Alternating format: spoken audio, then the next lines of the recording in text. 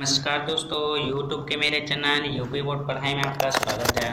अभी तक मेरे चैनल को सब्सक्राइब नहीं किया है तो प्लीज़ मेरे चैनल को सब्सक्राइब कर लें और यदि आपको यह वीडियो अच्छी लगे तो लाइक ज़रूर करें तथा कमेंट करके ज़रूर बताएं कि आपको यह वीडियो कैसी लगी। तो हम लोग क्लास 11 का फिजिक्स पढ़ रहे थे, जिसमें हम लोग चैप्टर 10 स्टार्ट किए थे, जिसका नाम है तरलों में यांत्रिक गुण। तो आज का हमारा टॉपिक है क्रांतिक वेग और श्यानता। तो चलिए वीडियो को स्टार्ट करते हैं। तो जो आज का हमारा टॉपिक है वह है क्रांतिक वेग। तो पिछले वीडियो में हमने देखा था कि क्रांतिक वेग एक ऐसी निश्चित वेग है जिसमें अगर क्रांतिक वेग से कम तरल का प्रवाह होता है तो वह धारा रेखीय होता है, तथा अगर क्रांतिक वेग से अधिक प्रवाह होता है तो वह हमारा प्रक्षुब्ध प्रवाह होता है।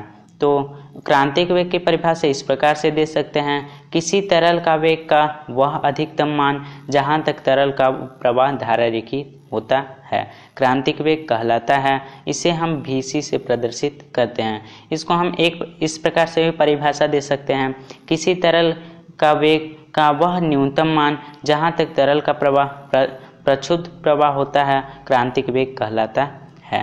तो जो क्रांतिक वेग है Vc है, अगर इससे हमारा कम वेग रहेगा तो वहाँ हमारा धारा रेखीय प्रवाह होगा, अगर इससे अधिक वेग चला जाएगा तो वहाँ हमारा प्रक्षुब्ध प्रवाह होगा।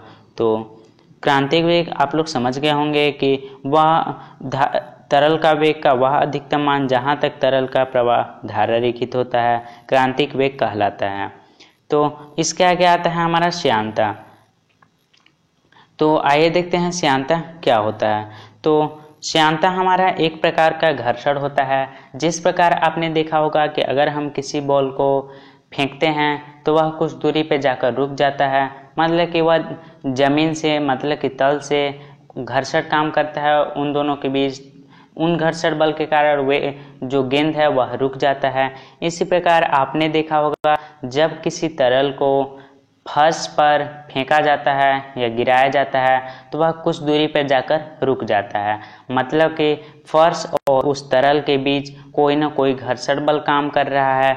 वही घर्षण बल हमारा श्यान बल होता है और उस गुण को, जो श्यान बल का गुण है तरल में, उसी गुण को हम लोग श्यानता का नाम देते हैं। तो आइए देखते हैं श्यानता क्या होता है। जब किसी तरल की एक परत दूसरी परत से फिसलती है तो परतों के बीच स्पर्श रेखीय बल कार्य करता है जो इनकी सापेक्ष गति का विरोध करता है। इस बल को हम आंतरिक घर्षण या श्यान बल कहते हैं तथा तरल के इस गुण को हम श्यानता कहते हैं। मतलब कि जब यह मान लीजिए धारा चल रही है, किसी तरल का धारा है तथा जब इन दोनों के बीच एक परत से दूसरे परत के बीच एक स्पर्श रेखीय बल कार्य कर रहा है, मतलब कि यह वेग मतलब कि तरल के प्रवाह का विरोध करती है, तो यह हमारा आंतरिक घर्षण बल या श्यान बल कहलाता है तथा इस गुण को हम श्यानता का नाम देते हैं। तो इस श्यानता को हम इस प्रकार से भी परिभाषित कर सकते हैं कि तरल का वह गुण जिसके कारण तरल अपनी विभिन्न परतों के बीच होने वाले सापेक्ष गति का विरोध करती है श्यानता कहलाता है। जिन तरल या द्रव में श्यानता का गुण पाया जाता है उसे हम लोग श्यान द्रव कहते हैं। मतलब कि जिन जिन तरल या द्रव में श्यानता का गुण पाया जाएगा वह हमारा श्यान द्रव या तरल कहलाएगा, तथा गाढ़े द्रव में श्यानता का गुण अधिक होता है।